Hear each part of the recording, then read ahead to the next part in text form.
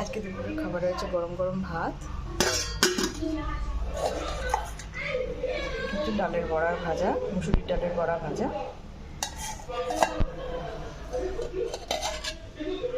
এটা হচ্ছে একটা 5 পিসেরই তরকারি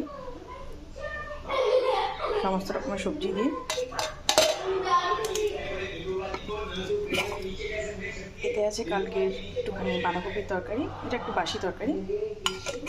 আর এতে ওই সেম 5 পিসেরই তরকারিটা আছে, এটা কীভাবে বানিয়েছি আমি বলবো।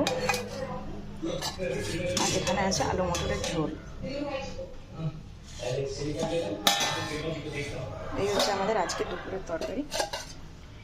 এটাতে আমি দিয়েছি বিনস, গাজর, মূলো, শিম, পেঁপে, বেগুন আর একটুখানি ডালের বড়া ভেজে এর মধ্যে দিয়ে দিয়েছি। এগুলোকে একদম পুরো ম্যাশ করে দিয়েছি ভেজে ভেজে, তো এরকম দেখতে হয়ে গেছে। লাস্টে নামানোর সময় একটু ভাজা মশলা দিয়ে দিয়েছি, ব্যাস। আর কিচ্ছু করিনি, কোনো মশলা নেই এতে আর, ভাজা মশলা ছাড়া।